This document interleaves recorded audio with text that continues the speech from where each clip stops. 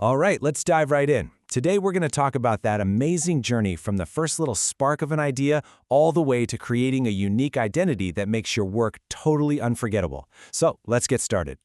Seriously, think about it. When you see your favorite character, what is it that grabs you? Is it the shape, the colors, or is it just that special something you can't quite put your finger on?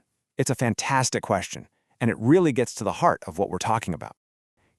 What it all boils down to is this process, this creative path that takes a simple thought and transforms it into something with its own distinct personality. We're going to break that whole path down, starting with the absolute fundamentals.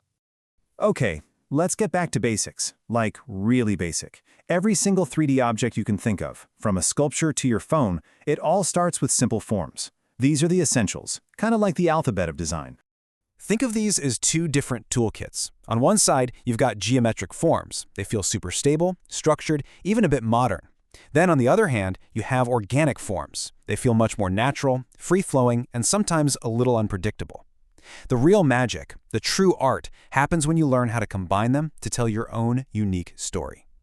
So you've got your shapes figured out. What's next? Well, what are you going to make it out of?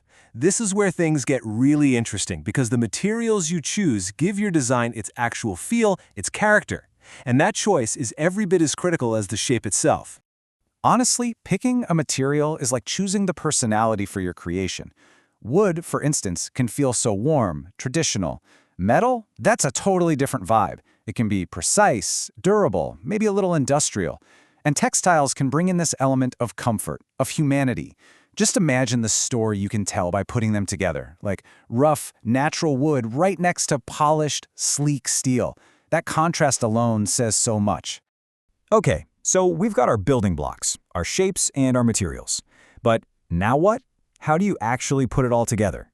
Well, it's not just a free-for-all. There's actually a roadmap, a kind of creative blueprint that pretty much every creator follows. Now, I know this looks like a nice, neat little list, right? 1, 2, 3, 4, 5. But let's be real, creativity is never this clean. It's really more of a loop. You'll be sketching, and that will totally change your original idea. Then while you're actually making the thing, you'll discover something new that sends you right back to the planning stage. The point isn't to follow these steps perfectly, but to see them as a guide that helps you turn that fuzzy idea into something real.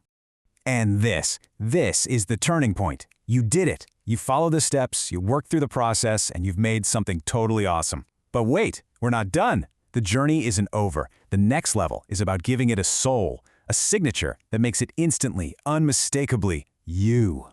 And that special signature? Well, that's what we call a brand. Now, I know what you might be thinking. Brand sounds all corporate and stuffy, right? But for any artist, for any creator, it is one of the most powerful tools you have. A brand is so much more than just your name or a cool logo. It's the whole vibe.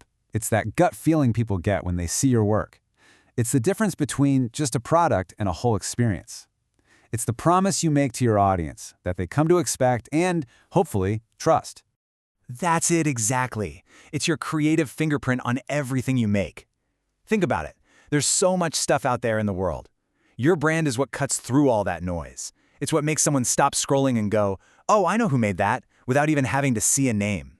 So, how do you actually build a brand?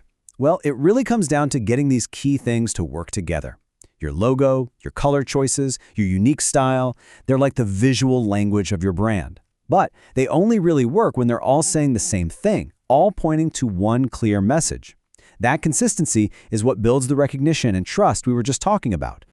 You know what? To really get this, let's look at an amazing real-world example. We're going to jump in a time machine, go back over 100 years to New Orleans, and check out a group of artists who absolutely nailed this. This quote pretty much sums up their entire philosophy. They had a clear mission, a consistent style inspired by the nature right outside their door and created by a collective. Right there in that one sentence, you can see their brand taking shape. And here's how they pulled it off. The artists at Newcomb Pottery knew exactly who they were, a group of creative women in New Orleans. They didn't have to look far for inspiration. Their style came directly from the plants and flowers of Louisiana. And their colors? Those blues and greens felt like they were pulled right from the local landscape. The result was this incredibly strong, cohesive brand, where the name Newcomb became a stamp of quality and a truly unique artistic vision. All right, so we've covered a lot of ground, haven't we? We went from the simplest shapes all the way to building a full-blown brand. But now comes the most important part of this whole explainer, and it's all about you. It's your turn. So, what's your story going to be? What are the colors, the shapes, the ideas that feel like home to you? What's going to become your creative signature?